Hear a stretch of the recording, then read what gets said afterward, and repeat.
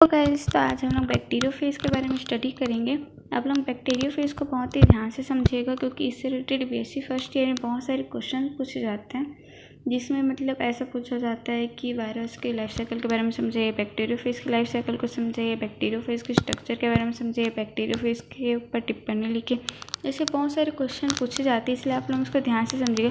इसका सबसे ज़्यादा इंपॉर्टेंट टॉपिक लाइटिक और लाइसोजेनिक साइकिल के बारे में पूछा जाता है। तो आप लोग लाइटिक और लाइसोजेनिक साइकिल को मैं अभी समझाऊंगी, उसका आप लोग ध्यान से समझिएगा। सबसे पहले हम लोग इसके इंट्रोडक्शन से देखते हैं। तो वे वायरस जो बैक्टीरिया का भक्षण करते हैं, भोजन के रूप में ग्रहण करते हैं, उन्हें जीवाणुभोजी कहा जाता है। जीवाणुभोजी के बारे में हम लोग टाइप्स ऑफ वायरस के बारे में भी देखा था। आपको समझ में आई क्या होगा, क्योंकि हम लोग पिछले वीडियो में भी पढ़ चुके हैं। तो अभी हम इसकी हिस्ट्री के बारे में देखेंगे, मतलब इनकी खोज किसने की। तो इनकी जो खोज है उनको डब्ल्यू टॉर्ट ने की, जो 1950 में की थी। अब हम इसके ओक्यूरोन्स के बारे में देखेंगे। यह विशिष्ट प्रकार का बैक्टीरिया होता है जिसे इकोलाई कहा जाता है, आंत में पाया जाता है। जो इकोलाई होता है वो आंत में पाया जाता है, और इकोलाई में पाए जाने वाले बैक्टीरिया को कोलीफेज कहा जाता है।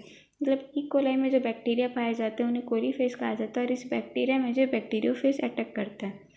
हम इसके अब स्ट्रक्चर के बारे में देखते हैं। बैक्टीरियोफेज का जो स्ट्रक्चर है मेनली दो भागों में बटा होता है। ये जो ऊपर वाला भाग होता है, ये जो होता है हेड होता है, और ये जो नीचे वाला जो भाग होता है ये मेनली टेल होता है।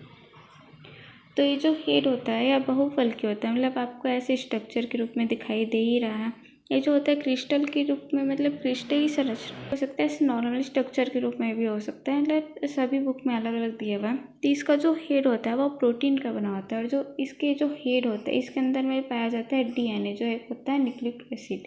जो डीएनए होता है वह कैसे कुंडली रूप में पाया जाता है। और जो उसके बाद ये जो नीचे वाला संरचना है, ये जो दिखाई दे रही है, जो होता है टेल होता है। ये जो टेल होता है पाइप के समान प्रोटीन का बना हुआ खोल होता है, जो मतलब अंदर से खोखला होता है, और इनमें आनुवांशिक पदार्थ नहीं पाया जाता। इसके सबसे नीचे में जो पाया जाता है वो होता है बेसल प्लेट। यह षष्ठफलकी होता है, मतलब ये जो बेसल प्लेट होता है ये जो है बैक्टीरियोफेज को एक सहारा प्रदान करता है। तो बेसल प्लेट है, इनके नीचे में जो पेग पाया जाता है, जो पेग होता है वो बैक्टीरिया की कोशिका भित्ति को भेदन करने में बहुत बड़ा योगदान रहता है। उसके बाद जो है यहाँ पर जो मैं कॉलर लिखी हूँ, ये जो कॉलर होता है और हेड और ये टेल को जोड़ने का कार्य करता है। और जो यहाँ पर टेल फाइबर लिखी है, जो टेल फाइबर का जो मेन काम होता है वो किसी बैक्टीरिया की जो कोशिका भित्ति है उसमें चिपकने में सहायक होता है। अब हम इसके स्ट्रक्चर जो हमने अभी पढ़ा, इसकी थ्योरी के बारे में देखते हैं। हमने स्ट्रक्चर पढ़ लिया, अब हम इसको थ्योरी में देखते हैं। यह इकोलाई के आंत में पाया जाता है, मैंने जो बैक्टीरियोफेज है वही परजीवी होता है, मतलब यह अपने भोजन के दूसरे जीवों पर निर्भर होता है। बैक्टीरियोफेज का जो हेड होता है वह बहुफलकी होता है, जैसे मैंने अभी आपको बताया। जिनमें कैप्सिड का खोल होता है, कैप्सिड मतलब प्रोटीन का खोल, जो हमने वायरस के स्ट्रक्चर में देखा था, जिसके अंदर आनुवांशिक पदार्थ जो होता है डीएनए पाया जाता है, जो हमने अभी आपको बताया। ये उसके बाद हम देखते हैं टेल। यह नली के समान संरचना होती है तथा अंदर में खोखली होती है, मतलब अंदर से खोखली होती है, पाइप के समान संरचना होती है। इसमें न्यूक्लिक एसिड का होता है अभाव होता है, अर्थात इसका पूरा भाग जो होता है प्रोटीन का बना होता है, जिसकी संख्या 24 होती है। मतलब इनमें जो प्रोटीन पाया जाता है उनकी जो संख्या होती है वो 24 होती है। अब इनके बेसल प्लेट को देखते हैं। यह जो होता है टेल के नीचे पाया जाता है तथा यह षटकोणीय प्लेट के रूप में दिखाई दे, मतलब षटकोणी के रूप में दिखाई देता है। इनकी निचली सतह पर कांटेनुमा संरचना पाई जाती है, जिन्हें पेग कहा जाता है। और इस पेग का मेन कार्य क्या होता है कि किसी भी बैक्टीरिया की कोशिका भित्ति को घोलने का कार्य करता है, छेद बनाता है, जिससे जो बैक्टीरियोफेज का जो डीएनए होता है वो बैक्टीरिया के डीएनए के साथ जाके मिल जाता है। उसके बाद आ जाता है टेल फाइबर। आधारी प्लेट की ऊपरी सतह पर 6 कोनों पर मकड़ी के टांगे की नुमा संरचना निकली होती है, जिसे टेल फाइबर कहा जाता है। बैक्टीरियोफेज का यह भाग बैक्टीरिया की सतह पर चिपकने में मदद। बेसल प्लेट पे नीचे की ओर मकड़ी के टांगों के समान जो संरचना दिखाई दे रही थी उसे टेल फाइबर कहा जाता है, और जो टेल फाइबर होता है किसी बैक्टीरिया सेल मेम्ब्रेन में चिपकने में सहायक होता है। अब हम देखते हैं इसके लाइफ साइकिल। तो जो लाइफ साइकिल होता है उसमें दो चक्र पाया जाता है, एक तो होता है लाइटिक और एक होता है लाइसोजेनिक। जो लाइटिक साइकिल होता है वो विनाशकारी प्रक्रिया होती है, मतलब इसमें जो बैक्टीरियोफेज का डीएनए होता है वो बैक्टीरिया की कोशिका भित्ति को फाड़ के निकलता है। और जो लाइसोजेनिक साइकिल होता है विनाशकारी प्रक्रिया नहीं होती है, क्योंकि इसमें जो बैक्टीरियोफेज का जो डीएनए होता है वो बैक्टीरिया की जो सेल मेम्ब्रेन है उसको फाड़ कर नहीं निकलता है, मतलब उसको बाइनरी फिजन कर देता है। इसके बारे में अभी देखते हैं लाइटिक साइकिल। लैटिक साइकिल एक विनाशकारी प्रक्रिया है। मतलब मैंने आपको बताया कि इसमें जो बैक्टीरिया का जो सेल मेम्ब्रेन होता है उसको फाड़ कर बाहर निकलती है। इसी को हम देखेंगे अभी। लैक्टिक चक्र एक विनाशकारी प्रक्रिया है जिसमें वायरस बैक्टीरिया पर आक्रमण करता है, अपनी संख्या में वृद्धि करता है तथा अंत में बैक्टीरिया की कोशिकाभित्ति को लैसिक कर बाहर आ जाता है। मतलब जो लैटिक कर मतलब अपघटित कर या फिर फाड़ कर ऐसे करके वो बाहर आ जाता है। इसके बारे में अभी डायग्राम से समझेंगे। आप लोग ये डायग्राम को ध्यान से समझिएगा। अगर आप ये डायग्राम समझ गए मतलब आप थ्योरी लिख सकते हैं। और ये जो है लैटिक और लाइसोजेनिक जो साइकिल है वो मतलब जनरल पूछा ही जाता है पेपर में, तो ध्यान से समझिएगा इसको।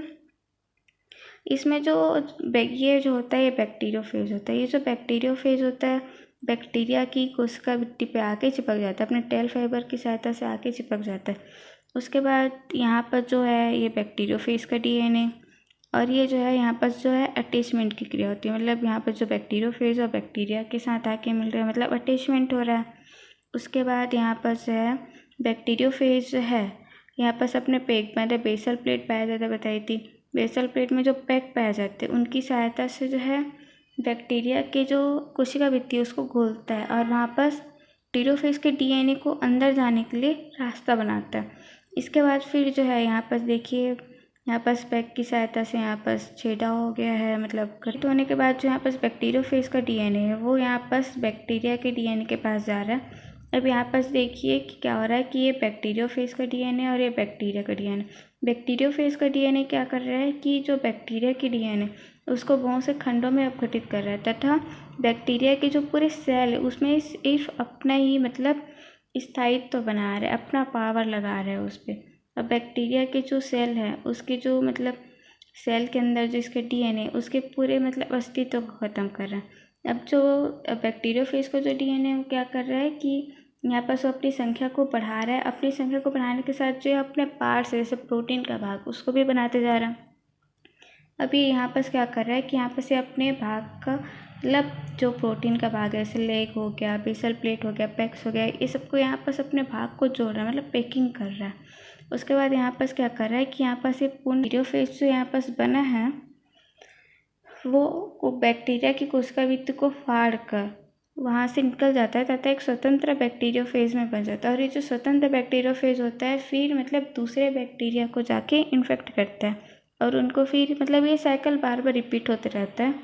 तो आई होप ये साइकिल समझ में नहीं आया होगा, तो ये वीडियो को आप बार बार देखिएगा ताकि ये समझ में, क्योंकि ये पूछा ही जाता है। और जो डायग्राम है इसको आप बनाइएगा और नेमिंग वगैरह अच्छे से कीजिएगा इसका। कुछ जगह पे नेमिंग इम्पॉर्टेंट है। अगर नेमिंग भी नहीं कर पाएंगे ना तो यहाँ पर क्या क्या जो हमने फेजेस लिखे जैसे attachment, penetration, entry, replication, packing, lattice और ये बैक्टीरियोफेज, मतलब इसको बस लिख देंगे ना तो भी आपको नंबर मिल जाएगा। और मेनली आपको क्या लिखना है BSc पे यहाँ पर जो है फिंगर करके मतलब जो भी चित्र बनाया आप उसको लिखना है यहाँ पर, ठीक है। अब हम इसके थ्योरी के रूप में देखते हैं कि क्या है इसमें। तो सबसे पहला जो हमने देखा अटैचमेंट, यह लाइफ साइकिल की पहली प्रक्रिया होती है जिसमें सबसे पहले जो वायरस आता है अपने टेल फाइबर की सहायता से जीवाणु की कोशिका की सतह पर आके संपर्क में आता है। और मैंने बताया कि जो टेल फाइबर का मेन कार्य होता है बैक्टीरिया की कोशिका भित्ति पे जाके चिपकना। तो यहाँ पर से होता है कि जो अटैचमेंट की क्रिया होती है उसमें जो होता है मैंने बैक्टीरियोफेज का जो टेल फाइबर होता है जीवाणु की कोशिका की सतह पर संपर्क में आता है और वहाँ पर चिपक जाता है। पेनिट्रेशन या इसकी दूसरी प्रक्रिया जिसमें जो बैक्टीरियोफेज का जो पेग की सहायता से अपने पोषक बैक्टीरिया में भेद करते हैं। तो मैंने आपको बताया कि जो पेग होता है उसका मेनली काम क्या होता है कि बैक्टीरिया की भित्ति को कोशिका भित्ति को वापस अपघटित करना या फिर वहाँ पर फाड़ना, जिससे बैक्टीरियोफेज का जो डीएनए है वो मतलब बैक्टीरिया में प्रवेश कर सके। तो मतलब यहाँ पर जो कार्य हो रहा है मेन पेग से हो रहा है और वो मेन फाड़ने का काम हो रहा है, इसलिए इसको पेनिट्रेशन फेज दिया गया है, मतलब पेनिट्रेशन अवस्था। उसके बाद आते हैं हम एंट्री में। इस अवस्था में बैक्टीरियोफेज अपना न्यूक्लिक एसिड डीएनए या आरएनए मतलब मेनली डीएनए पाया जाता है कोशिका में प्रवेश करता है। मतलब जो डीएनए है वो जो है बैक्टीरिया की सेल पे प्रवेश करते हैं। उसके बाद जो होता है रिप्लिकेशन, सबसे पहले बैक्टीरियोफेज जीवाणु में उपस्थित डीएनए को छोटे छोटे खंडों में, जैसे मैंने आपको बताया कि डीएनए को छोटे छोटे खंडों में तोड़ देता है तो वहाँ पर अपने स्थापित कर लेता है। उसके बाद वो अपनी संख्या में वृद्धि करता है जिसके कारण जो है बैक्टीरिया की कोशिका को पूरा नियंत्रण वायरस के डीएनए का हो जाता है, जिसके पश्चात जीवाणु कोशिका के अंदर वायरस डीएनए की रिप्लिकेशन करने के साथ अपने अन्य कंपाउंड का निर्माण कर, जैसे मैंने आपको बताया अभी डायग्राम में। इसके बाद हम इसके पैकिंग को देखेंगे। इस प्रक्रिया में पोषक कोशिका में उपस्थित सभी कंपाउंड का संगठन होता है। मतलब मैंने आपको बताया कि उसमें उपस्थित जितने भी कंपाउंड हैं, मतलब जैसे बेसल प्लेट बन रहा है, टेल फाइबर बन रहा है, प्रोटीन के पूरे खोल बन रहे हैं, वो सब का मतलब संगठन होता है। अर्थात वायरस के सिर, पूंछ, धड़ तथा डीएनए व्यवस्थित होता है, जैसे मैंने आपको बताया। उसका सबसे लास्ट जो प्रक्रिया वो है लाइसिस। इस प्रक्रिया की अंतिम प्रक्रिया है। इस अवस्था में पूर्ण रूप से व्यवस्थित वायरस बैक्टीरिया की कोशिका भित्ति को लाइसिस कर या अपघटित कर बाहर आ जाता है तथा पुनः दूसरे बैक्टीरिया पर आक्रमण करता है तथा अपने जीवन चक्र को पूर्ण करता है। जैसे मैंने आपको डायग्राम में समझा चुका है। यदि आपको वीडियो मतलब थोड़ा उससे भी समझ में नहीं आ रहा होगा तो आप फिर से वीडियो रिपीट कर लीजिएगा, बट इसको समझिएगा क्योंकि इससे रिलेटेड क्वेश्चन आता ही है।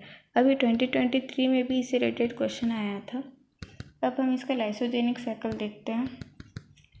जो लाइसोजेनिक साइकिल होता है वह विनाशकारी प्रक्रिया नहीं होती, क्योंकि इनके चक्र में वायरस बैक्टीरिया की कोशिका भित्ति को अपघटित नहीं करता है, बल्कि उसकी कोशिका भित्ति को 2 भागों में बांट देता है। मतलब बाइनरी फिजन होता है इस पर।